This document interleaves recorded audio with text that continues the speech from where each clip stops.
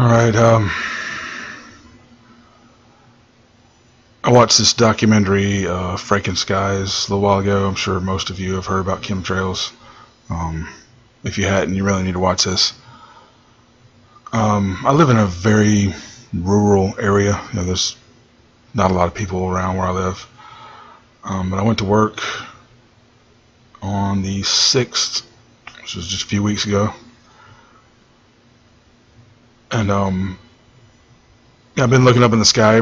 Sometimes I see, I'll see a plane leaving a trail. I don't really think much about it, but this particular day I just happened to look up when I got to work, and the sky was just littered with chemtrails. And I will include the Frankenskies documentary in this. You really need to watch it if you hadn't. But we'll play this and show you what I saw.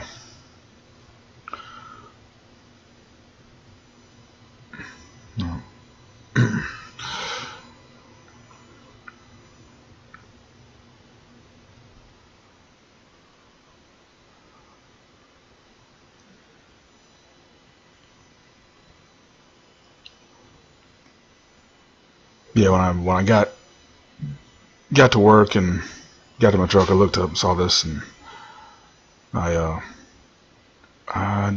didn't have it on a tripod. I was doing this handheld, so forgive the shaky camera work.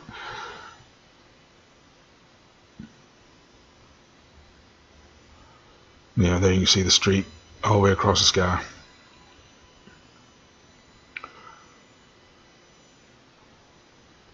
And then there's a point here where you can see the chemtrail where they turn it off and then turn it back on.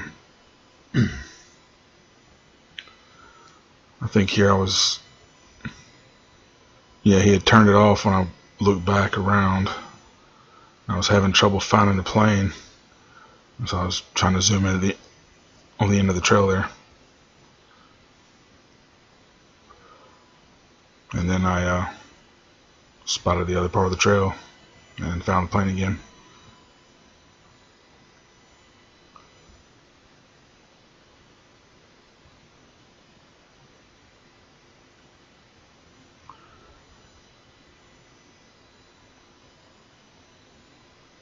See as he's flying above the haze, it's hard to focus on it.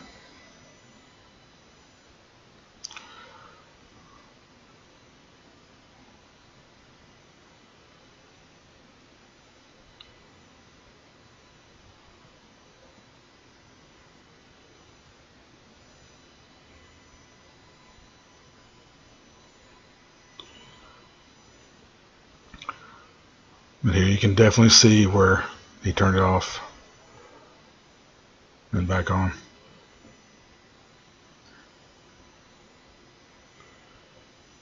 And then all the other trails in the sky. I've never seen it this bad where I live. I call myself looking up pretty regular, see what's going on in the sky, but I've never seen it like this.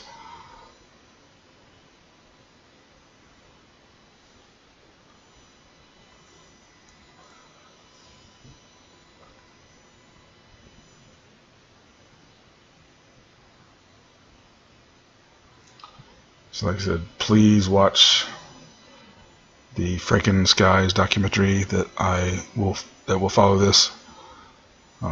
It's really worth watching. If you're not aware of what's going on with this, you really need to watch this. Alright, peace.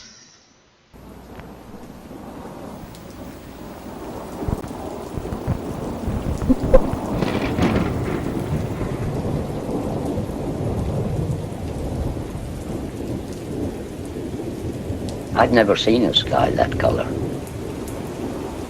Yellowy, black, greeny, purple. It was uncanny.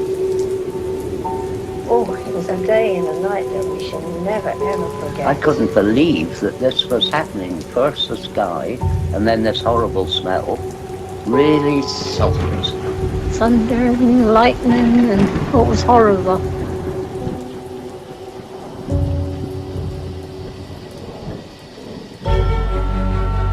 in very great danger from the pollution that's coming down over us.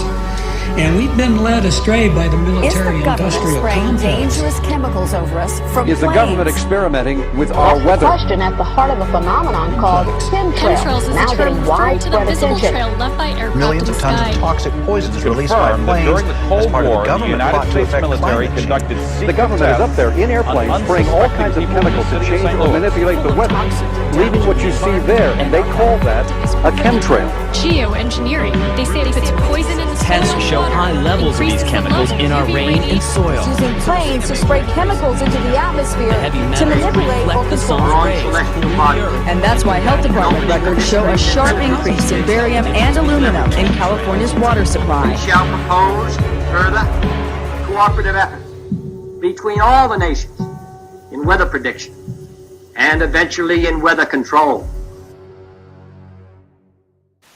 The Army's need to know more and more about weather that surrounds this planet is a vital part of the expanded research program of atomic weapons. We all talk about the weather. The Army is doing something about the weather.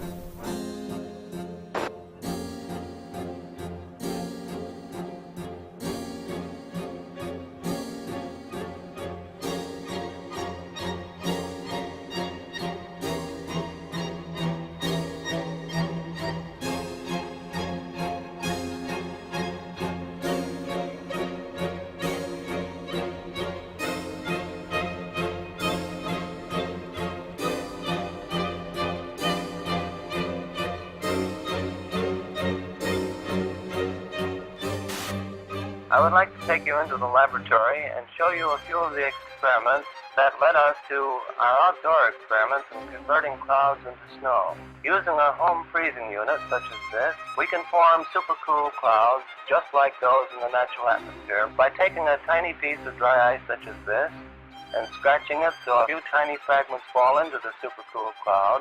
Long streaks develop. The particles grow very fast. They grow about 1 billion-fold in volume in a few seconds. Many millions of snow crystals form, and we get the same effect as is produced by dry ice. Dry ice is not particularly important as far as the fact that it's CO2. It is primarily important because it's colder than minus 35 degrees centigrade. This is a picture of the first cloud that we seeded back last November. Flying in a small Fairchild plane and putting dry ice from a small dispenser in the bottom of the plane, and within minutes saw long streamers of snow falling from the base of the cloud and evaporating into the drier air below. Under many conditions, of course, full-fledged snowstorms will be produced in this way. Nature at last has permitted to do a little something about the weather. Using Schaefer-Langmuir techniques, the Army Signal Corps and Office of Naval Research began conducting many of these experiments.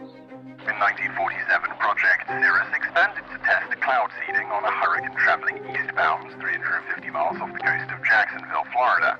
They dropped 80 pounds of dry ice into the raging storm, only to realize that the hurricane suddenly changed direction and began traveling back towards the United States.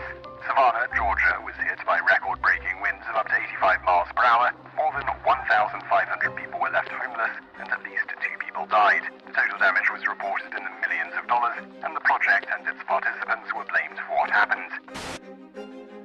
On the night of the 15th of August 1952, the worst flood in British history swept through the tiny seaside village of Lynmouth. 90 million tons of water devastated the area, killing 35 people and leaving over 400 homeless. 40,000 tons of boulders were dragged off the moors, destroying houses and cars. Porters spoke to squadron leader Len Otley. He confirmed that he worked on Project or Operation Cumulus, which was also referred to as Operation Witch Doctor. What's more, in mid-August 1952, Alan Yates, a lecturer at Cranfield School of Aeronautics at the time, was asked to take part in cloud seeding experiments. According to Yates, the artificial rain fell over Lynmouth and washed the village into the sea. Newly declassified documents prove that Project Cumulus was indeed going on the day of the flood that year. Project Skyfire, a U.S. forestry research operation concerned with the study of lightning in all of its manifestations. Project Skyfire is aimed at lightning fires in western Florida. In detail, the manner in which your work involves you in the dispersion of clouds, which happen to have some effect on, or rather bring about thunderstorms or what have you. Could you tell our audience something about that type of work? Laurie, we're conducting experiments in cloud seeding aimed at determining whether or not weather modification techniques might possibly prevent lightning fires. We carry this work on by seeding clouds with silver iodide nuclei. We disperse silver iodide from specially developed generators located either on the ground or on aircraft. Our experience has been that we can do the best job through aircraft seeding. Again, man looks to his own efforts to increase the flow of water. Since the 1946 experiments of Dr. Vincent Schaefer, we have known that some clouds can be modified through seeding to yield additional precipitation. In 1961, Congress directed the Bureau of Reclamation to begin a long-range study of cloud seeding with the aim of eventually augmenting the nation's supply of water. The program, called Project Skywater, continues at many sites throughout the United States. Eventually, if the research program proves successful, the methods learned will become part of our nation's integrated water resources program. In 1962, during the Vietnam War, American forces responded with Operation Ranch Hand. Over the next 9 years, spraying an area about the size of Massachusetts with defoliants, the most notorious being Agent Orange. Large swaths of Vietnam were left barren. Enough food to feed 600,000 people for a year has been destroyed. Despite this sudden devastation, U.S. officials said the spraying created no lasting harm. Milton Ross, a Special Forces advisor near Pleiku, has a son born without the tips of his fingers. North Vietnam charged today that defoliants have produced many instances of miscarriages, congenital defects, and monstrosities among children. The Vietnamese government insisted the cause was Agent Orange. Although that war was long ago, there is lingering anger about the United States' use of a controversial defoliant spread by American aircraft on the jungles there. An epidemic of birth defects, brain damage, and rare cancers is still affecting hundreds of thousands of Vietnamese today.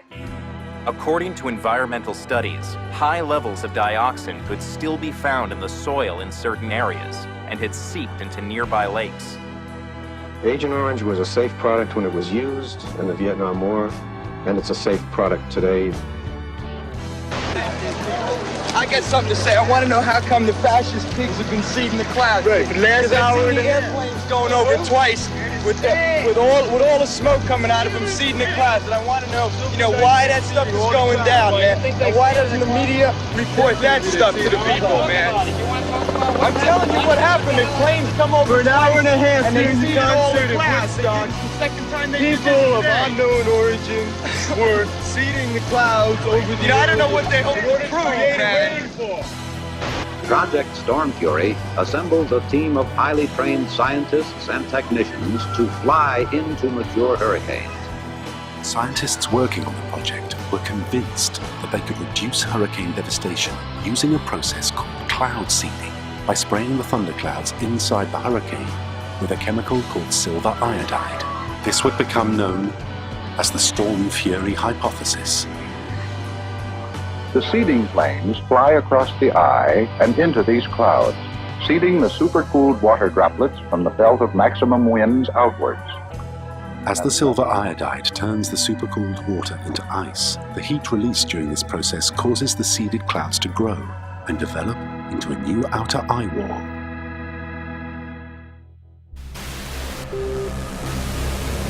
At that time, the United States Army were in Vietnam.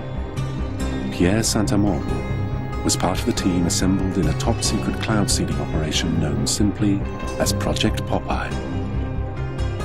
In May 1967, as monsoon clouds developed over the Ho Chi Minh Trail, Armand and his team put their new weapon to the test.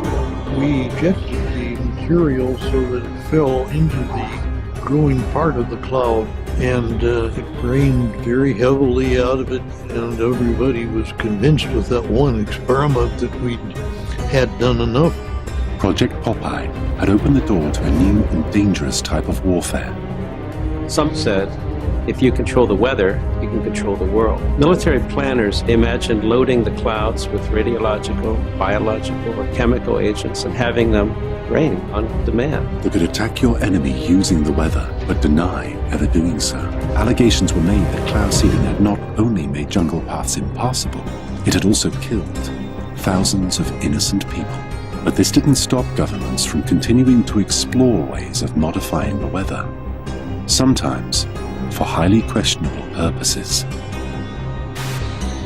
And that message calls for new frontiers, new visions. It calls for us taking the steps now that will make us no longer second in space and in science. It lays the predicate and the foundation for the development of a weather satellite that will permit man to determine the world's cloud layer and ultimately to control the weather, and he who controls the weather will control the world. It lays the steps that's necessary to provide a nuclear rocket that will produce benefits that are so unlimited that I couldn't tell you about them if I had all that. July 1976. Strange, unexplained blackouts in worldwide communications plague the globe and are covertly transmitting extremely low-frequency waves, otherwise known as ELF waves. It's called the Russian woodpecker because it was essentially that sort of clicking, pecking sound. In 1982, a report by Pentagon researcher L. Ponte alleges the Russian woodpecker signal is actually creating layers of artificial ionization in the upper atmosphere, which means it could have been bending the jet stream and altering global wind patterns. There's been a lot of research in military labs over what you can do with putting radio waves into the atmosphere. Some of the research indicates that one can move the jet stream around and thus induce weather conditions. It's no coincidence that the United States began building its own mysterious array of antennas. HAARP is the High Frequency Active Auroral Research Project, originally a joint effort of the Air Force and Navy in cooperation with a number of academic institutions. Of 180 antennas, approximately 72 feet tall, linked together to function as one giant steerable antenna. Steerable because it can aim millions of watts of ELF waves into one tiny patch of the atmosphere. HAARP is one of several ELF wave transmitters located all over the globe. Working in tandem, these transmitters alter the weather anywhere in the world, potentially changing the jet stream's course entirely. The intense energy being beamed into the sky by HAARP sends pulses of ELF waves into the ionosphere. The waves get reflected back down and pass through the Earth and ocean. But HAARP's startling potential doesn't end there. It's linked to a strange phenomena occurring in our skies. On clear days, you can often see long white lines being traced high in the sky. They are contrails of jet aircraft, actually long, slender clouds. Weathermen are finding them especially fascinating because a theory is being developed that those long white lines may be changing our weather for the better. Details from Roger O'Neill. The exhaust from jet engines, usually seen as long, thin trails of white clouds behind high-flying jet airplanes, may be a big reason why there are 30 fewer days of sunshine a year in the Midwest now than there were in 1900. The daily range between high and low temperatures has also narrowed. In the absence of natural clouds, given the correct atmospheric conditions, jet aircraft in high frequency can almost completely cover the atmosphere with clouds. No one is trying to make clouds now using jet engines, but this study suggests that jet travel is inadvertently making our days more cloudy. And someday, weather researchers may be able to use jets on purpose to change our weather. Roger O'Neill, NBC News, Champaign, Illinois.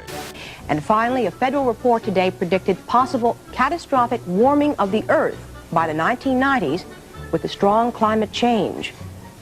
Hurricane Gloria is moving on the East Coast tonight like a monster out of a science fiction film. 3,000 homes went underwater, and of those, almost 900 were destroyed.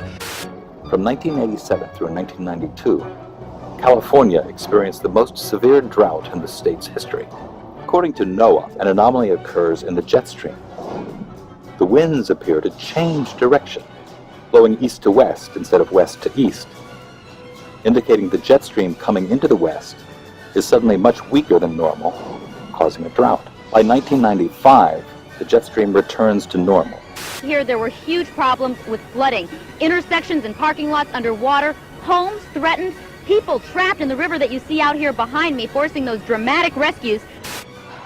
This U.S. Air Force report graphically outlines the military's desire to exploit and manipulate the weather for the purposes of war by the year 2025.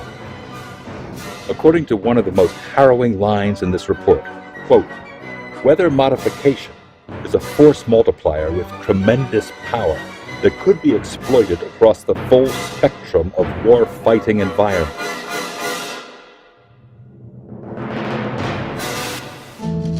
Man-made global warming is no longer just a theory about climate. It is the defining moral and political cause of our age. It is presented in the media as having the stamp of authority of an impressive international organization, From the IPCC.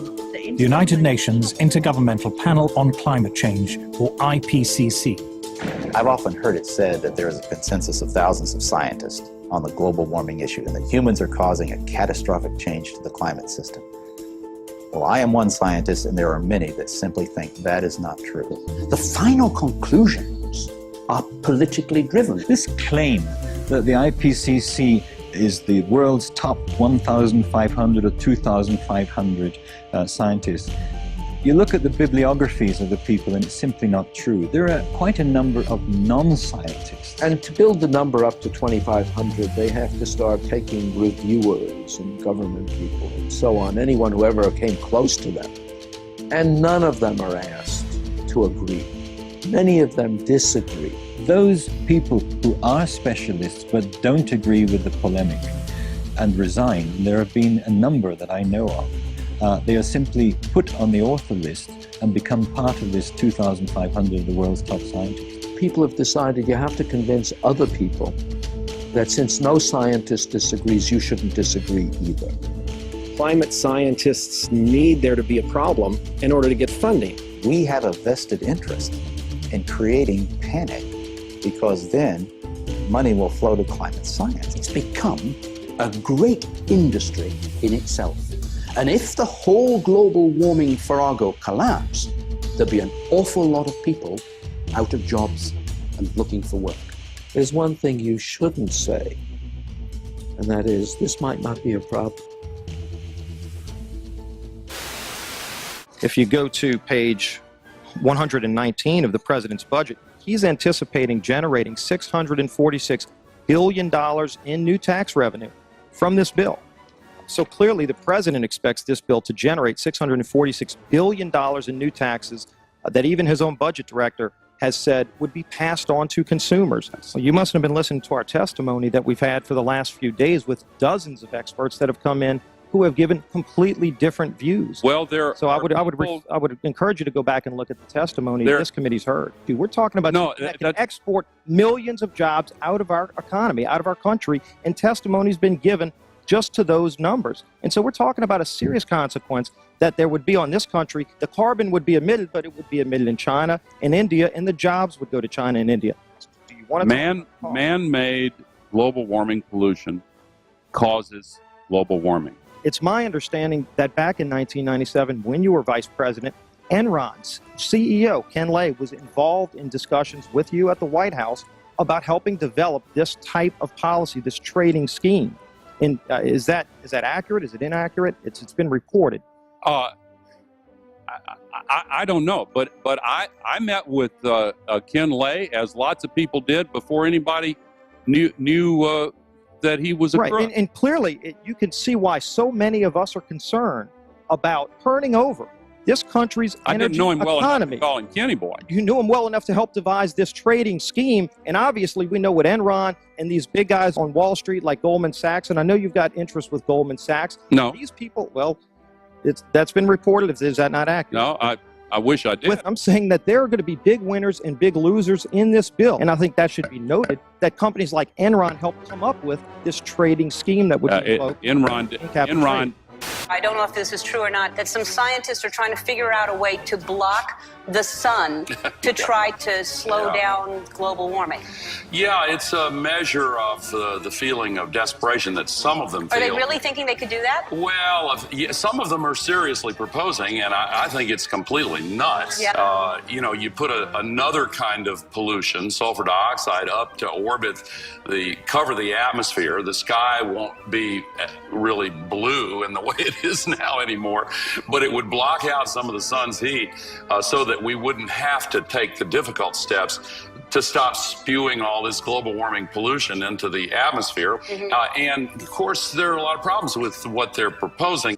You could actually spray sulfuric acid in the stratosphere 20 kilometers over our head and use that to stop the planet warming up in a kind of ugly tech fix. You can spray something into the atmosphere to change. Spray pollution into the atmosphere to stop it warming. How do you do this? You'd start with a fleet of modified business jets and say 20,000 tons of sulfuric acid into the stratosphere every year, and each year you have to put a little more, and this doesn't, in the long run, mean that you can forget about cutting emissions. We will need to rein in emissions. We'll get to it eventually. But in the meantime, we're shrouding the Earth in sulfuric acid. So people are terrified about talking about this because they're scared that it will prevent us cutting emissions. Right, and also that it's sulfuric acid. We put 50 million tons of sulfuric acid in the air now as pollution, and it kills 1 million people a year worldwide. Okay, but it'll be better if we put more in. We're talking about 1% of that. 1% more, we're just killing 10,000 more people. You can do math. What happens to the sulfuric acid after it's sprayed? Does it just stay up there? No, it rains down,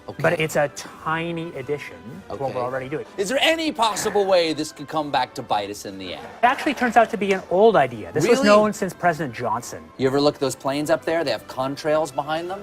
Maybe all those planes are the contrails. Maybe they're actually spraying chemicals into the atmosphere right now, and Uncle Sam isn't telling us. It seems extremely unlikely. That the United States is not telling something to its citizens? That seems extremely likely to me. Read the newspaper. I think they might have your idea already. This geoengineering idea in its simplest form is basically the following. You could put fine particles, say sulfuric acid particles, sulfates, into the upper atmosphere, the stratosphere, where they'd reflect away sunlight and cool the planet. There's lots of mystery in the details, and there's some bad side effects, like it partially destroys the ozone layer, and I'll get to that in a minute, but it clearly cools down. And one other thing, it's fast. I guess the thing I haven't said about this is it is absurdly cheap. It's amazing how we can affect the planet. The one thing about this is it gives us extraordinary leverage. This improved science and engineering will, whether we like it or not, give us more and more leverage to affect the planet, to control the planet, to give us weather and climate control, not because we plan it, not because we want it, just because science delivers it to us bit by bit. What is geoengineering? It's really two very different things. One is ways that we would alter the amount of sunlight the Earth absorbs, and so cool the planet, partly offsetting the effects of carbon in the atmosphere, and that's called solar radiation management, or in some technocratic way, SRM. And the other one is to take carbon out of the atmosphere, so-called carbon dioxide removal. Before we get on to solar radiation management, let me ask you about the carbon dioxide removal. A Royal Society report here in the United Kingdom back in 2009 said that no method of carbon dioxide removal has yet been demonstrated to be effective at an affordable cost with acceptable environmental impacts, and they only work to reduce temperatures over very long timescales. I think that's exactly right, and I can say that both as an author of that report and as somebody running a startup company trying to capture CO2 from the air. Before we get into the pros and cons of it, how solar radiation management might work. Conceptually, it's simple. The doing it is not the hard part, but you could use aircraft or other methods to deliver literally tons or millions of tons of very small reflective aerosols, tiny particles, say, to the upper atmosphere. Spraying them out at a high altitude. Correct. Isn't one of the problems with the climate and studying the climate is that it's incredibly difficult to know exactly how it works. It is very difficult to model. Sure, it's impossible to know exactly, but you can still learn a lot. So we actually ran a survey almost a year ago now that took data, high quality data from 1,000 people in the UK, Canada, and the US to try and understand public support for research on these technologies and what kind of political leanings influence people's decision to be for or against.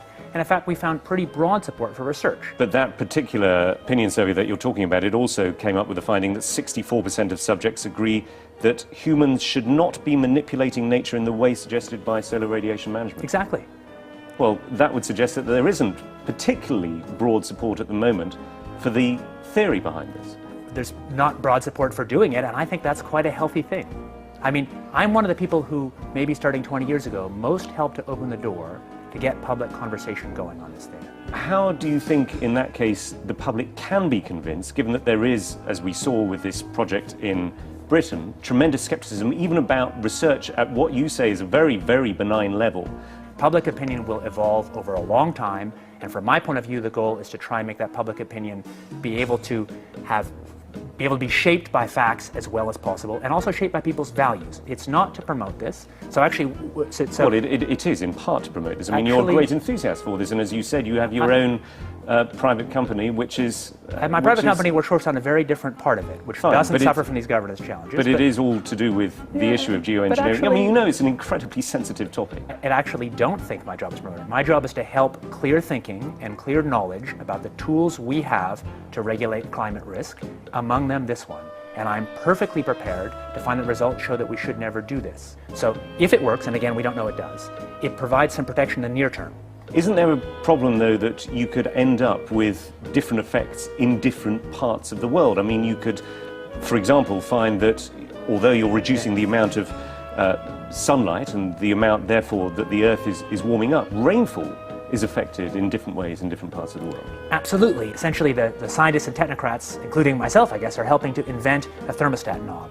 But it's much easier to invent the knob than to figure out who should be in charge of it in a world with many states. No, indeed, and I want to come on to the governance, but I want to ask specifically about the science of this, which is how far can you tell whether the effects of solar radiation management are then going to cause perhaps a catastrophic loss of rainfall in a certain part of the world. At the moment, it seems to be hazy, this. I think it's not as hazy as that. So using exactly the same climate models as we've used to estimate the problems with CO2 in the atmosphere, the underlying climate problem, we've applied those same models and same techniques to look at this.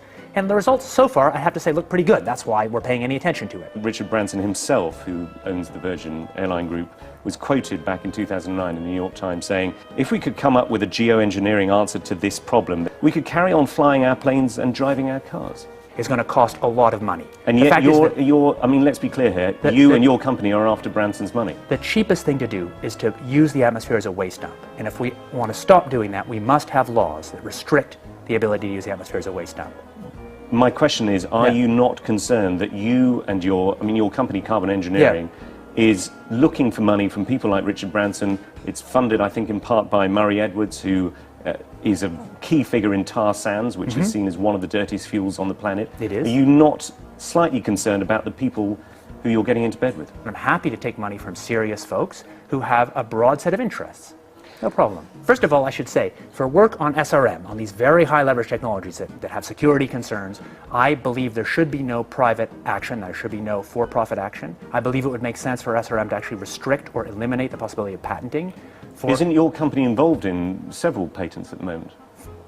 This is the difference. So for capturing CO2 from the air, that's an encapsulated small technology, which can be regulated by the normal laws. It's inherently expensive, so there's no risk of sucking all the CO2 out of the air because it costs so much. Any technology you have that removes CO2 will have local risks, maybe unacceptable risks, but those risks can be managed by the normal local risk management we have. So I think that I'm happy to see private action on cutting emissions by making solar power or electric vehicles or capture from air. I'm not happy to see public action on technologies with this huge leverage, like putting particles in the stratosphere.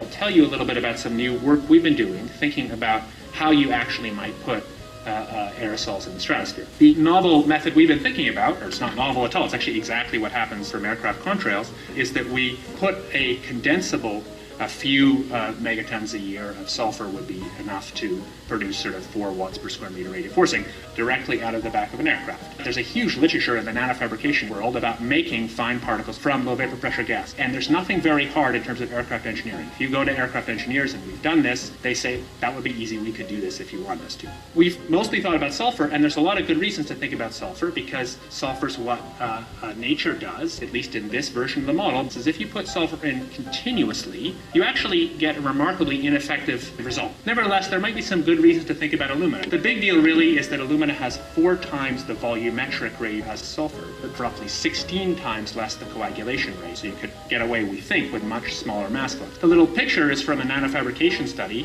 which shows you can make high-quality alumina particles just by spraying alumina vapor out, which oxidizes. So it certainly seems pretty cost-effective and easy to do this with aircraft that are not very different from conventional aircraft. High-class business jets like the Gulfstream have wing designs that are very efficient. So with slightly different engine choices, they can easily deliver large weights up to sort of 20 kilometers or a little higher. And you could do that by either building new versions of these aircraft or even re-engineering existing aircraft. We have engineering firms that can do it. So you go to an engineering firm and you want this done.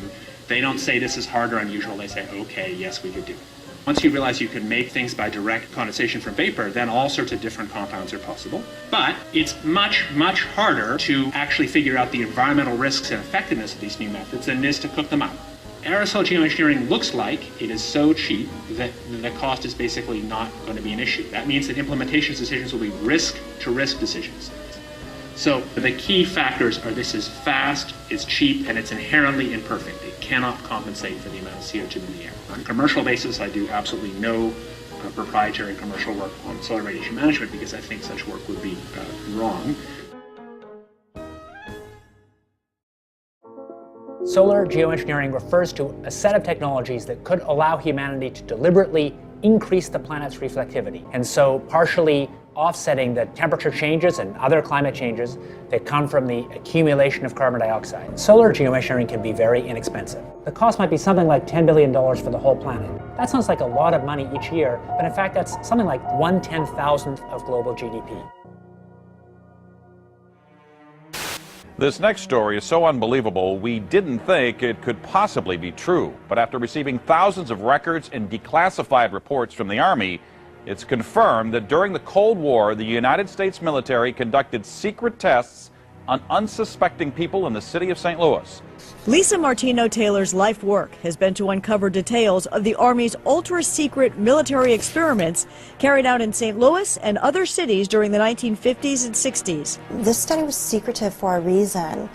They didn't have volunteers stepping up and saying, yeah, I'll breathe zinc cadmium sulfide with radioactive particles. These Army archive pictures show how the tests were done in Corpus Christi, Texas in the 1960s. In Texas, planes were used to drop the chemical, but in St. Louis, the Army placed chemical sprayers on buildings and station wagons. City officials were kept in the dark about the tests. The Cold War cover story was that the Army was testing smoke screens to protect cities from a Russian attack. Clearly, they went to great lengths to deceive people. By making hundreds of Freedom of Information Act requests, she uncovered once classified documents that confirmed the spraying of zinc cadmium sulfide. The greatest concentration of this compound was sprayed near the Pruitt-Igoe housing complex just south of downtown St. Louis. It was home to 10,000 low-income people, and an estimated 70% were under the age of 12.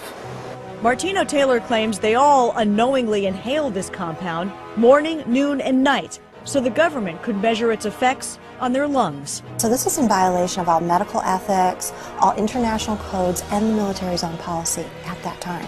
And Venezuelan leader Hugo Chavez has once again accused the United States of playing God. This time it's Haiti's disastrous earthquake that he thinks the U.S. was behind. Spanish newspaper ABC quotes Chavez as saying that the U.S. Navy launched a weapon capable of inducing a powerful earthquake off the shore of Haiti. He adds that this time it was only a drill, and the final target is destroying and taking over Iran. A wild accusation from Iranian President Mahmoud Ahmadinejad. He says Western countries are causing drought in certain parts of the world, including Iran. He says they're using high-tech equipment to drain raindrops from clouds. He basically says European countries are stealing rain from Iran for their own use. You know, they were talking about climate change yesterday, and now we're learning that scientists and researchers are looking at how to change the weather on purpose. That's right. Lasers now could one day manipulate rain and lightning. That's right. Well, as Mark Twain once famously said, everyone complains about the weather, but no one ever does anything about it. Well, instead of doing a rain dance, we physicists are firing trillion-watt lasers into the sky to actually precipitate rain clouds and actually bring down lightning bolts. When you have water vapor and you have dust particles or ice crystals, you can precipitate rain. It condenses around the seeds. These seeds can also be created by laser beams. By firing trillion-watt lasers, you rip apart the electrons, creating what are called ions, bringing down rain and even lightning. I remember reading the stories that China had used this during the Olympics, that the USSR had used this after Chernobyl to create rain clouds. I mean, did those really work then? We have some of these capabilities now? Inconclusive. Even in the 60s, the CIA used this to bring down monsoons during the Vietnam War. Governments have been playing with this thing. Alleged to. Alleged to, right. Yeah. Now, we realize that for decades now, these governments have been alleged to have experimented with weather control, but nothing conclusive. We're actually using trillion-watt lasers now. They precipitate rain out of water vapor. Sure enough, you can actually bring down electricity down the beam. The bad news is, if it's a clear blue sky, it's not going to do anything at all, because it only takes water vapor that's already in the air and condenses it. However, you name it, outdoor events and agriculture and flooding and even hurricanes, all of them could be subject to weather modification. Terrorists no longer the CIA's only priority. The U.S. intel agency now investing in weather? Well, they're looking into something called climate engineering or geoengineering, which is a way to manipulate the climate to mitigate the effects of global warming. And they think that maybe this might pose a national security threat in the form of exacerbating water shortages or causing more regional instability in places like Darfur or in India-Pakistan region, in the Kashmir region. So they want to find ways of mitigating climate change, and they're investigating, are there possible ways of doing that? Scientists have been researching this have been thinking about this for quite some time. There are two general ways of engineering the climate. One is called solar radiation management, which is putting particles into the atmosphere. So like if you think of a volcano explodes and it releases particles and that cools down the planet. So that's one way. You can put a balloon up in the atmosphere and spray particles. And then another way would be to possibly bring down carbon dioxide out of the atmosphere in a process called carbon capture and storage. They're basically funding research by the National Academy of Sciences. Okay, so the CIA is not trying to control the weather. We've tried that before and it doesn't really work, but they're trying to impact climate change. They want to have a lot of tools in the arsenal in case climate change is as bad as some scientists believe it is. They want to have a way of mitigating it. You told one of our producers at this point it's pretty doubtful this is a viable terror threat right now. I don't see I don't see the CIA. Yeah, I don't think that it's going to be an immediate threat. It's definitely something that's going to be a long-term, decades down the line sort of thing. Well, there you go. Another example is the array of technologies, often referred to collectively as geoengineering. One that has gained my personal attention is stratospheric aerosol injection, or SAI, a method of seeding the stratosphere with particles that can help reflect the sun's heat in much the same way that volcanic eruptions do. An SAI program could limit global temperature increases, reducing some risks associated with higher temperatures and providing the world economy additional time to transition from fossil fuels. This process is also relatively inexpensive. The National Research Council estimates that a fully deployed SAI program would cost about $10 billion yearly. Now, I could go on and on and on and on about the things that fascinate me, but rather than talk about them, I thought I'd stop here. Thank you, Senator. The Air Force has gotten great value out of HAARP in the past. We took over from the Navy and managed it and actually did a number of experiment campaigns up there and have finished our work that we're interested in doing up there. We've moving on to other ways of managing the ionosphere, which the HAARP was really designed to do, was to inject energy into the ionosphere to be able to actually control it. But that work has been completed. The Air Force has maintained the site for other government agencies to use for several years now. And with DARPA completing their project, that's our last government customer that we have in the site. We have put out a call for other agencies that had interest in managing the site or taking it over, and including going out to academia.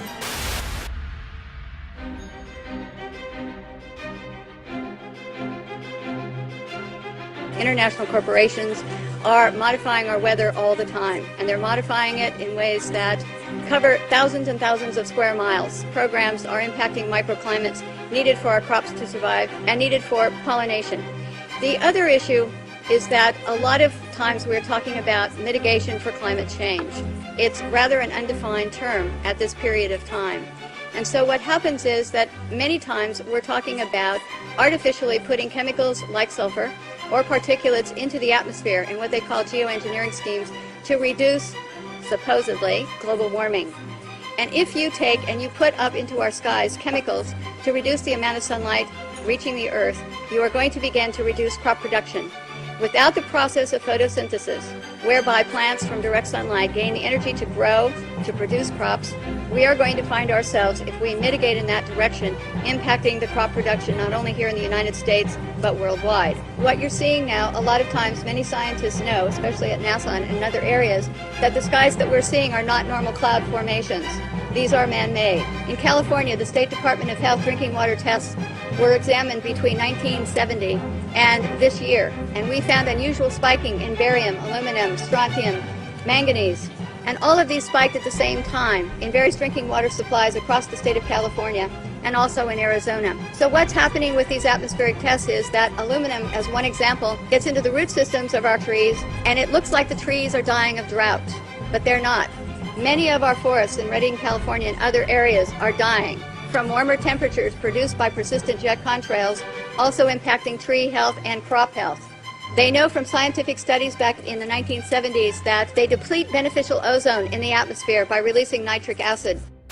The death dumps, otherwise known as chemical trails, are being dropped and sprayed throughout the United States, in England, Scotland, Ireland, Northern Europe, and I have personally seen them not only in the United States but in Mexico and Canada.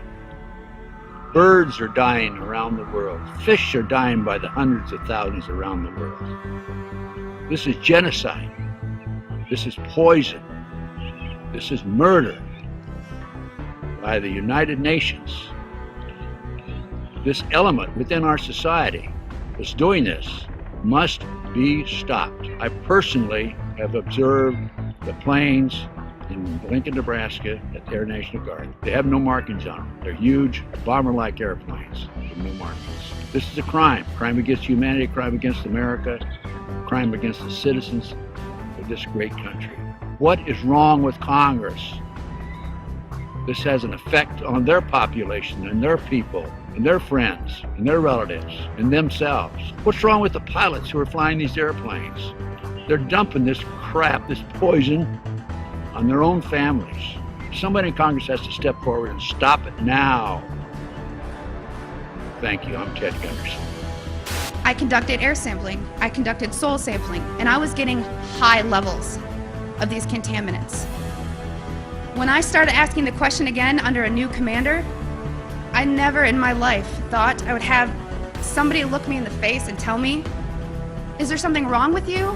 You've been looking really depressed lately. You know I can put you under mental evaluation for up to 120 days. Who would take care of your daughter?" Because I was divorced at the time. As soon as I heard that, I knew. It validated everything I ever thought.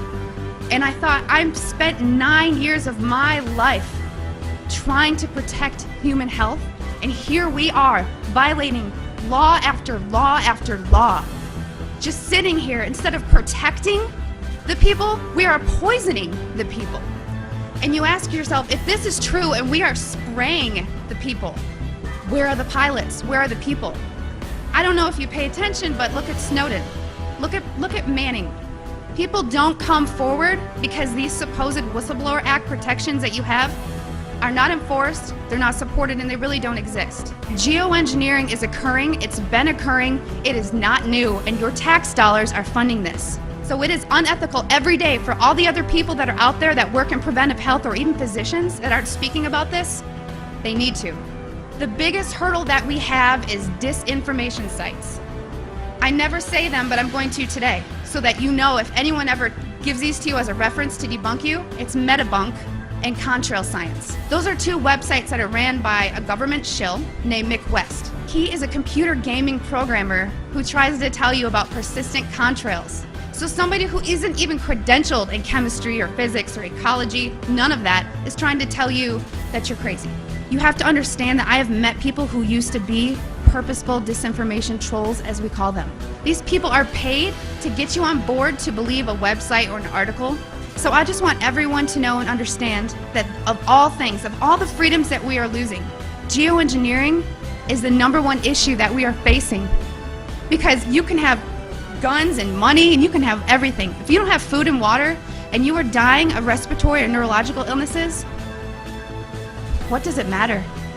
So you've heard about vaccines and you'll hear, about smart meters and you'll hear about other issues. These are all systemic effects. We are getting overexposed to toxins. People will tell you fluoride's in the water, but it's not a lot. It is a lot because you're getting it everywhere in your food, water that you drink, and you're getting it in your vaccines. Our bodies cannot metabolize these toxins. There's the debate. Is it a condensation trail or a chemical trail, something with an additive in it? And I couldn't fight the chemical trail issue for a long time. Give me a reason, give me a motive. And so I started time-lapsing the sky. And there was this one day where I saw a series of planes go by, but one trail persisted and the others didn't. And as that trail slowly faded away, 2 other planes came along. One hit the exact end of it and another went through the middle. How could these planes be aware of, or better yet, even be remotely concerned with what's going on with the debris from another plane? And as I time-lapsed the sky more and more and more, and at higher and higher resolution as the technology improved, it was a godsend, because you could see even the little planes were part of the bigger program.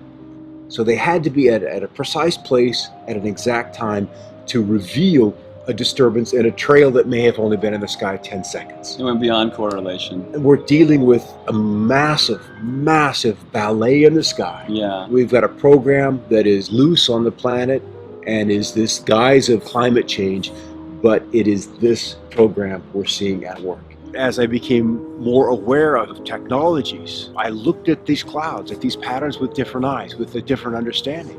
And what I've learned is that these chemtrails help the technology align these patterns, align these vibrational structures which direct our weather today. When I found out about this first, I couldn't believe that I had never seen it before, because I'm from County Wexford, which is known as the sunny southeast in Ireland, and we have always boasted the highest sunshine hours in the country, and we are also underneath one of the busiest air corridors in the world. When I started to find out about chemtrails, I started to look up and I realized that, yeah, these trails do linger all day, and they go horizon to horizon, and you look to your old photographs and you don't see these kind of trails. So I suppose when the penny dropped was when I saw what in the world are they spraying. That's really when this whole thing kind of made sense to me, because it was explained in a documentary. People knew what they were talking about, and this made a lot of sense. This is a government program to control the weather, and if you think about it, if you want to dominate and control the planet, this is the ultimate weapon to do that. So the Irish media now are normalizing weaponized air as a reality that we must get used to. They are blaming car emissions and coal pollution, but there's no mention of the elephant in the room, the hundreds of millions of tons of substances being sprayed into our atmosphere every year, like aluminium oxide, which David Keith and other geoengineering proponents are proposing spraying into our skies. They will never admit these programs are going on, but we know they are going on because 2004, the Civil Aviation Authority in the UK conducted an investigation into cabin air quality, and one of the peak materials found was aluminium. So what the hell is aluminium doing floating around up at cruising altitude? So now Monsanto miraculously have an aluminium resistant seed that can grow in aluminium contaminated soil. Why would they have such a thing unless they knew of a problem that was down the line or already happening? Last year in 2015, a study came out of Keele University in the UK, and bees were found to have had massive high quantities of aluminium in their brains. This is a big problem. We need bees to keep the food chain sustained and to keep it alive. And now Monsanto have recently bought a bee research company called Biologics in 2012. And they have genetically modified a bee that can only pollinate Monsanto crops. And also, this bee is resistant to all pesticides. So why would they want to design such a Frankenstein creation unless they knew of a problem that already existed or a problem that was in the pipeline? Dementia now is the biggest killer in women in the UK. And what's the main cause of dementia? Aluminium accumulation in the brain cells. We are in the fight of our lives. All sources needed for life to exist are under direct attack from these programs. Oxygen, sunlight, and water. Once you know about this, you have a duty of care to get involved. As a caretaker of this planet, we must all come together to stop these programs because we can do it. Once you find out this is going on, you understand that the air you breathe is being compromised. Things don't get any worse than that. You're standing at the end of the plank, what else do? You got to take action, otherwise you are condoning what's going on. Silence is compliance. So we got to speak out. We spend a lot of time outside looking up at the sky, and not a lot of people do that anymore. March 14th, 2014, in Eureka, California, I was driving the vehicle with my 2 kids, and we were watching this chemtrail for about maybe like 5 minutes it had been going. And I noticed that there was this large flash that lit up the entire sky, similar to what lightning would do. So we're driving towards the sunset, and the drone was coming this way, and it came over, and about there, that's when we saw the light, and then it went straight down from that angle. The difference that I'm finding when I see a drone spraying compared to an airplane spraying is when the drone sprays, it seems that it's more of an upward angle from the ground to the sky, as if it was launched from right below where it was.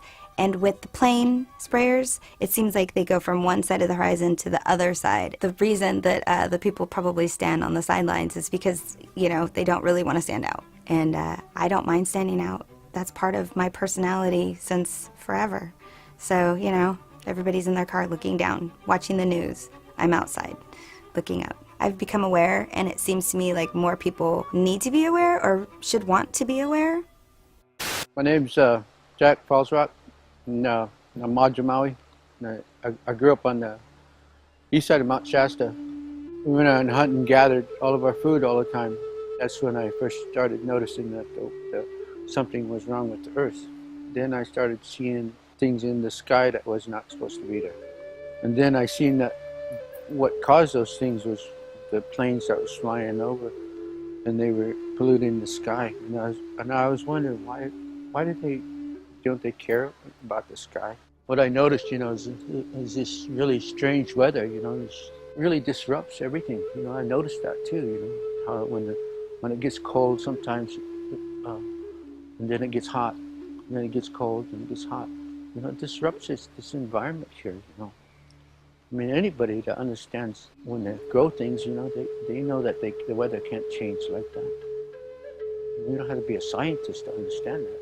And when you disrupt that, when you keep putting these clouds in between the earth and the moon, you're going to disrupt the whole world. You're going to disrupt man, you're going to disrupt all these animals. You know, that's why it's not good to change the weather. The weather's how it's supposed to be. It's like what they're spraying over there with the mosquitoes. They say those things so they can scare people so they can continue doing that. And that's all they do is scare these people so they can, oh, we gotta do this, we gotta do this. And there's nothing to be afraid of in here. Everything was created beautiful. Are you not happy, you know? Go some other earth. Go over there. You know, get on your plane and go somewhere else. You know? They stop spraying the chemicals. We can heal. We will heal ourselves just like the earth will heal. If they stop the chemicals before it's too late. And people really begin to understand, you know, really, really understand. I know that people accept the sky the way it is now because they're so used to it. And it's really sad. We should stop using all the chemicals that we use and trying to control the things that we shouldn't even control. Quit using the chemicals. Quit using the chemicals in the sky. You're going to wake up one morning and you can't breathe, then what are you going to do? We have freedom of information in both British Columbia and Canada. So I first inquired from the province because I was relatively close to the people there, so I thought I could probably find out more from it than I might from Canada. However, I did get a quick response from the province saying basically they knew nothing about it and they couldn't help me. It took a long time for me to get a response from the federal government. I requested the information through the Freedom of Information legislation in about 2013, I think it was.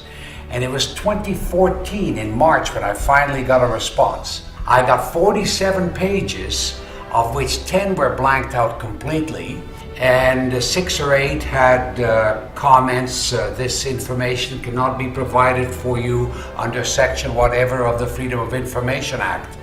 So I didn't get all the information. There's a lot out there that they haven't told us, but they told me enough that it basically confirmed for me and for all those that the report was provided to that yes, it was happening. And I think there needs to be more an awareness among the people. The more we talk about chemtrails, what's happening, we're being rained upon with aluminum, barium, strontium, all of that, and the effects, of course, we're feeling here as well. It's recognizing the report from the federal government of Canada that this will affect geoengineering, as they call it, chemtrails, solar radiation, whatever you want to call it, will affect climate. It's reflecting back the sunlight, but it also recommends or recognizes in the report that it's going to have different effects in different places. The moment governments admit that this is happening because of what it is they're doing, there's a liability, there's a responsibility,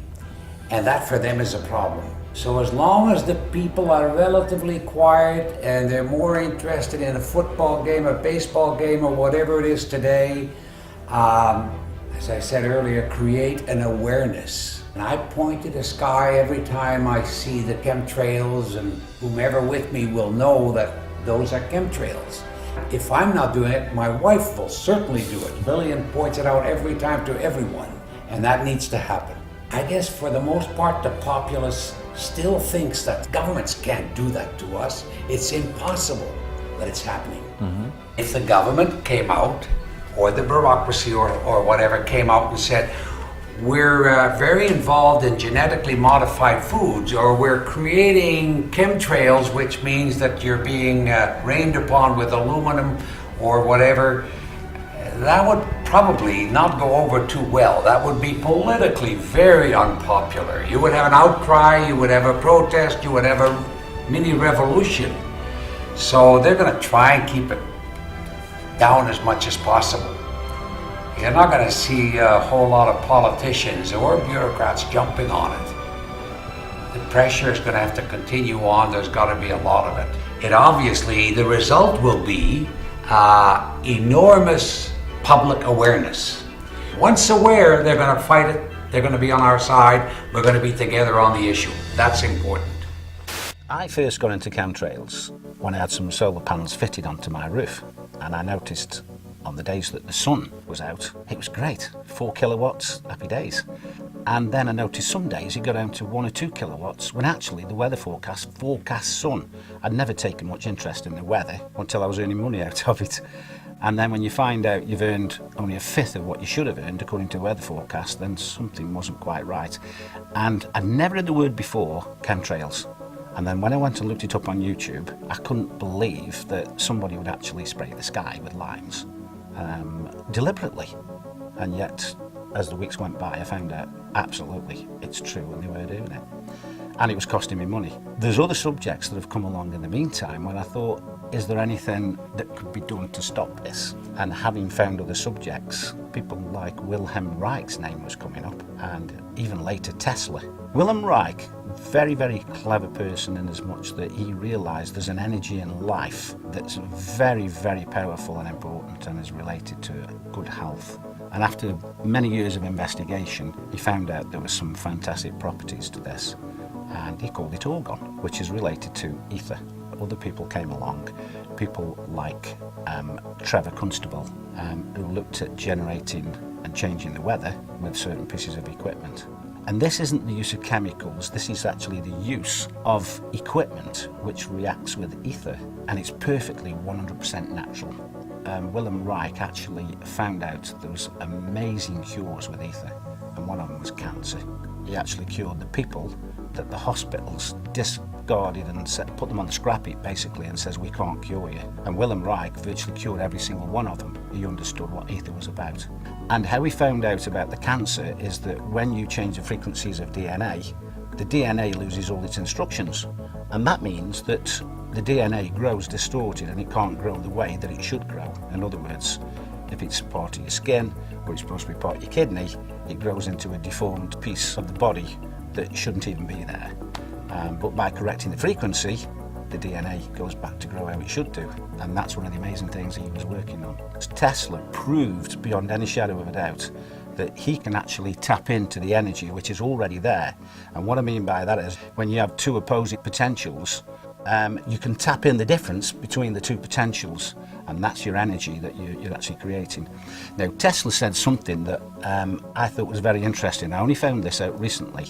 He talked about ether, and he made this statement that ether controls magnetism, electricity, and all energy. Now, to actually come out and say that, he must have had some basis as to why. We know that Tesla based all his works on facts and many, many experiments. And of course, we use many of Tesla's technology today, both in electricity, magnetism, etc. And so we're in a position now where we're looking at equipment that Wilhelm Reich manufactured and made. We're looking at the way that he used it and he generated it. Now, Wilhelm Reich, he actually was called into places like California when it hadn't rained for months and months. In fact, some of these poor farmers were going bankrupt. He actually went to a place where it hadn't rained for many years, and after about 6 weeks, he did start to develop a very small amount of rain, but a moisture came into the area where all the plants started to flourish. According to what his daughter said, that area continued to flourish for another 50 years. The other thing that Wilhelm Reich noticed is the texture of the rocks changed from being crumbly to having some body back to it again. So when we talk about ether, we're not talking about just weather modification or health to the body. Ether must be some kind of energy which controls, as Tesla said, everything. It's like the link that ties and controls everything together, whether it's energy, magnetism, or electricity. I would love to be able to use ether to bin 1, 2, 3, 4, 5,000 square miles of chemtrailing. That would be fantastic. Before they use it for all the other agendas. And if we could do that, happy days. Because that's what a lot of people are looking forward to. A day where all this crap is not in their control anymore. And I believe if we could master this, ether will do exactly that.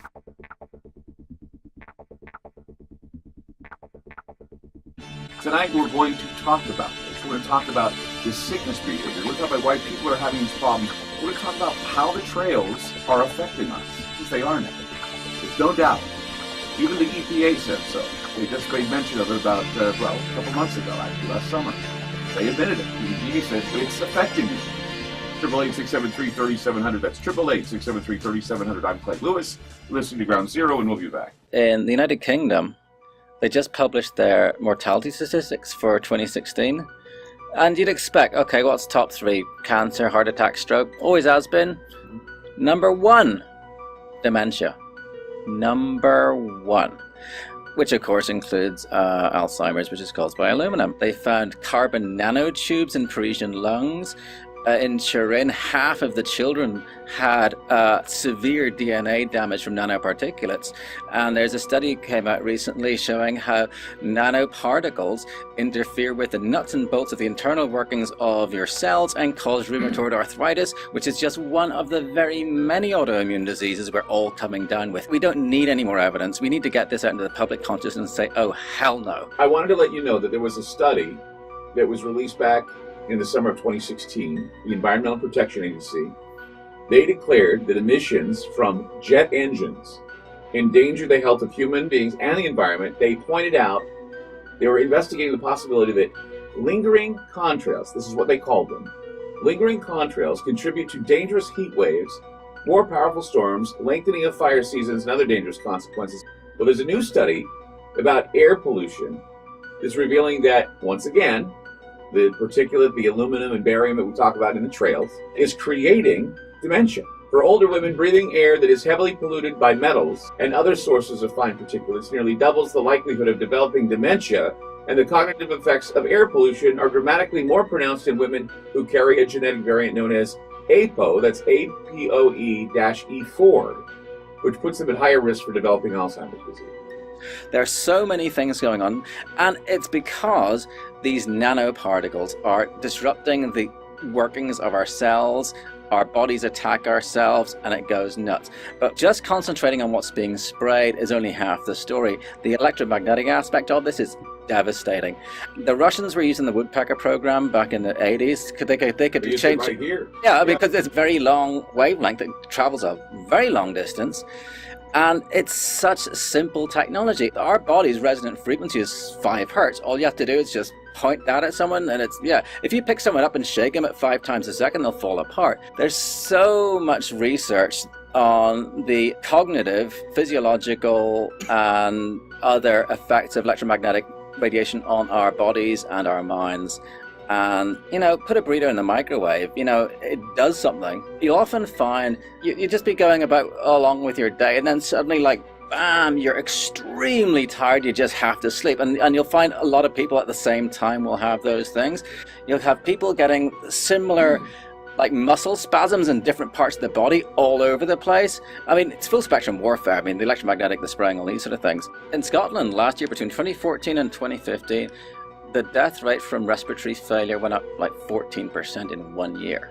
That's statistically significant. I mean, why aren't they asking, why, you know, is this massive jump? Italy's death rate overall went up 11%. This is carnage. So when you're looking at the spraying, it could be private contractors doing it, Sure. weather modification, it could be a number of things that they're doing. Geoengineering, of course, Matt, you know, he was the one that introduced me to the idea of geoengineering being used and doing the studies of geoengineering. That's what we talked about last time you were on the program. Well, you heard that now the bees are an endangered species. Exactly. I was reading about that the other day, that they now have made them an endangered species, and that's frightening. Because I mean, before we had the, what do they call that, hive... colony collapse disorder. Yeah, colony collapse disorder. They said the colony collapse disorder could be because of, you know, Roundup, Monsanto, you name off all these things. But think about this. The bees are dying of the same type of problems that we're having, and that is dehydration, not getting enough water, not having enough water in our bodies, having diseases that are creating this sick behavior that we're having, and the bees get it too. Even people who have good night's sleep are not feeling it. They wake up tired, they wake up dragging, and so what else could it be but something environmental, something toxic that we're being exposed to? It's got to be above government because it's global. Right. They're doing it all over the world. Yeah. China, Russia, everywhere. And then that's the thing. If we don't know who, then we don't know all of the answers for them, and they can't make a solid opinion. One of my biggest frustrations is the line, "They wouldn't do that to us." I've heard that too. Why would they do that to us? Because they have families too. And I tell them, well, you know, I have a genetic disorder that makes me prone to cancer. And why? Because they were testing nuclear weapons in the West Deserts of Nevada, St. George, Cedar City area in Utah. My family was subjected to that radiation, which caused some DNA problems, and it got passed down to me. And your son. Yeah, and my son. They did that because they felt that that was more important than the lives of people. Spend a few bucks, get your rainwater analysis, you can get your hair analyzed, and I have footage of these sprayers, and they show up on flight radar. I don't know any airline that does not spray. They aren't told, oh, by the way, turn this switch when you get to a certain point. It's all done centrally. There's plenty of patents where the substance actually gets injected into the exhaust. I mean, there's a US Navy patent called the powder contrail. There's so much freaking evidence. It's insane. Technocracy, this crackpot idea dreamed up in the 1930s. They wanted to replace the economic system with an energy-based thing. But like if you have a gold-based economy, you know how much a loaf of bread is worth and compared to the amount of gold there is. But with energy, you have to know how much energy is being stored, transferred, whatever, at all times. Hence, smart meters, smart every freaking thing. Reject it. The official line on this whole thing is, oh, we're all going to die from global warming, and we might just have to spray sulfates into the sky to reduce global warming. David Keith, Ken Calder, and Alan Roebuck are the three main guys who go out to do this stuff. They'll only talk about sulfates, but their own papers say, actually, sulfates don't work. They stick together, they fall out of the sky. Instead, you got to use nanoparticulate aluminum, barium, strontium, magnetite, and so on. And this character David's research, according to US Code 50, section 1520A, I think, it's legal to spray chemical and biological warfare on a civilian population as long as you call it research. So it's banned as warfare, but you can do it in your own populations. So I think all the spraying is generally done by people's own militaries. What they're doing is they're establishing a geoengineering governance regime. It's a self-proclaimed regime. They asked for papers to identify things like, should we even involve the UN? Should we take into consideration human health impacts? What role will public perception and opinion play while we establish this solar geoengineering governance regime, self-titled regime? So Patrick and I, we independently submitted papers. I hired a PhD. My paper delved into the human rights aspect, that we have the right to environmental decision-making participation.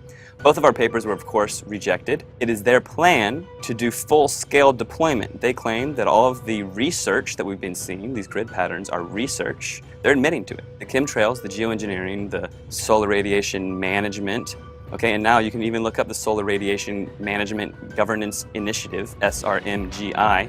Okay, it's an initiative to govern their solar radiation management, which is chemtrails, which is geoengineering. So these people are meeting, 24 scientists behind closed doors, to develop the plan for the regime to take hold to go full-scale deployment. Some days don't have chemtrails, right? Some days are clear. And really, the more clear days you get in a row, the more likelihood it is that you're going to get a grid pattern coming up. But this irregular pattern of appearance where you not only have no lines in the sky, but you also don't have the air traffic. Okay, listeners, feel free to look up at your sky, look at that air traffic, see those days where there's nothing going on. And this irregularity in the appearance it's the clue, it's the first clue for the newbies. Chemtrails are also called solar geoengineering. It's also called solar radiation management. It's also called stratospheric aerosol injections. Okay, and what they like to do is they like to confuse us with the terminology. It's all one thing, right? It's all chemtrails, it's all geoengineering, it's all solar radiation management, stratospheric aerosol injections, whatever word you want to give it, it's all treason. It's very, very obvious that chemtrail does not behave like an actual cloud formation. It forms out and fades into a milky haze, all right? Irregular pattern of appearance, the number of trails seen simultaneously at a given time. When you're sitting out there and it's a normal day and then all of a sudden a dozen planes show up and grid the sky, whereas you've seen 3 planes all day, something is going on there. That's it. It's that simple. How come all of a sudden all the planes show up at once and zigzag the sky? We got broken trails, all right? Things are going on where they're mixing chemicals in the sky. They're using the atmosphere as a laboratory. That is a quote from NASA. Using the atmosphere as a laboratory. Okay, the exhaust is often coming where the engines are not. Okay, this wakes the people up. In 1983, we had 50 companies, right? 90% of the media. 1983, 50 companies encapsulated the 90% of the media. Now it's been consolidated down to 6 companies. Those 6 companies are owned by just a couple families. Everything is controlled. They hand a script to the entire nation. And your local broadcaster is reading something that was planned to build your mental construct to control the way you think about everything. A child's happiness is priceless, especially on a birthday. A child's happiness is priceless, especially on a birthday. A child's happiness is priceless, especially on a birthday. A child's happiness is priceless, especially on a birthday. Well, child's happiness is priceless, right? Especially on a birthday. A child's happiness is priceless, especially on a birthday. A child's happiness is priceless, especially on a birthday. A child's happiness is priceless, especially on a birthday. Civil society actors that, quote, manifest the will of the public. They call these astroturf because almost everything has been co-op. They contemplated how they were going to convince us that we need solar geoengineering to block out the sun. They say society is lousy at strategy, but we are not. A few suggested that to shift the conversation in productive ways, geoengineering will be characterized publicly as a terrible choice. We'll start the conversation by introducing them this problem, and we'll tell them that it's a horrible idea. Problem, reaction, solution. So here they come out immediately. geoengineering a horrible idea. Geoengineering climate fixes could harm billions. During this short time frame, Forbes magazine, Washington Post, chemtrails are not real, showing a picture of chemtrails. So if you're new to this, you're being educated by your trusted news sources, okay? And they're telling you there's nothing to see up there, don't worry. But wait in 6 months, they're gonna tell you they've got a cure for global warming, and it's identical to what they have proven to you does not exist. Geoengineers to spray sun-reflecting chemicals from a balloon. They think that we're so dumb that we see the lines coming out of the planes, we see these rare halos going around the sun, and then all they have to say in the newspaper is, well, we're gonna use balloons, don't worry. Geoengineering gets green light from federal scientists, 2017. March 25th, we've got new clouds for you, 12 of them. 12 new clouds? And how does this correspond to this entire agenda push? And the name for these vapor trails, Homo mutatus, which literally means man-made. The World Meteorological Organization has decided to add 11 new cloud classifications. That's to their international cloud atlas, and this is a big deal because it is the first time they've added anything in 30 years. Forget being on cloud 9, we are on cloud 12 because that's how many new types of clouds have been added to this historic update coming from meteorologists. I'm a little biased, right? Exciting stuff, guys. All right, so the new types include the Volatus or roll cloud, which has been designated as a whole new species. You can see it gets its name from this long horizontal tube-like shape. Next one up, we have the cavum, or the hole punch cloud. This big circular gap is sometimes caused by aircraft taking off and landing. Very easy to see, right? Makes sense there. And we also have the spiritus. These are gorgeous. It's actually my favorite. It's kind of looking like it waves while you're underwater. I mean, these are actually beautiful. I mean, check these out. And then finally, we also have the big surfer waves of the fluctus cloud. So beautiful, right? There's just a sample of the new additions that we have. Meteorologists, sky watchers, daydreamers, we're all geeking out, guys. The meteorologists are all part of that same program. They're all getting handed a script and they're told to read it and they have no choice. And already it's time for governance, okay? This is something that they just shoved down our throats for the past few months, and they say they're gonna be doing it in the future, and they say don't worry that it's not real 6 months ago. Now they're already talking about how are they gonna govern it. They're pushing this agenda full speed ahead. They're already talking about how to govern something that we're still slowly waking up to, that they're going to be doing it to us publicly. This very small group of globalists claim that they have the exclusive rights to saving us and that we don't get it and they do. This is all of our skies, this is all of our air, this is our children's future. Everybody is involved here, all right? There was a time when people got pissed and they did something about it and they made things change, okay? They know that they can program you through social media, okay, and we can't let that happen. It's up to us to carry this information forward. It's up to us to be the change. And if we don't do it, we're not gonna have any sun. Thank you.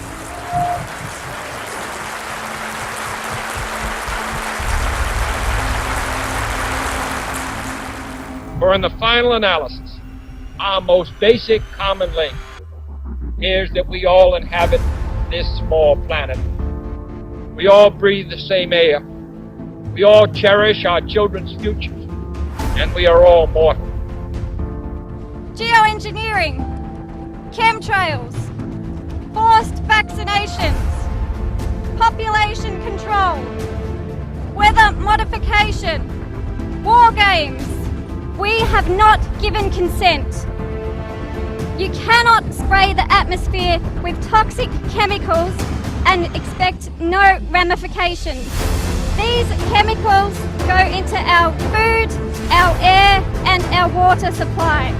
Ill effects of these have been recorded as headaches, flus, breathing problems, skin problems, and my major concern is Alzheimer's disease. Aluminium causes nerve damage. Fluoride in the water works with aluminium in the air to cross into our brains. At this moment, about 24,700 young people around the age of 30 and above have Alzheimer's. In the next 10 years, 400,000 people in Australia will have dementia. It is now the third leading cause of death in Australia. About 10 years ago, I did a degree in environmental management. It's concerning to me that in that short time, we were brainwashed to believe in population control, that our Earth could not sustain itself if we didn't intervene. The Earth has enough resources for everyone. We need to change our thinking, but also change our actions. If you have never heard of these terms before, then please start looking at the sky and make your own decisions. It's not like they can hide the spraying.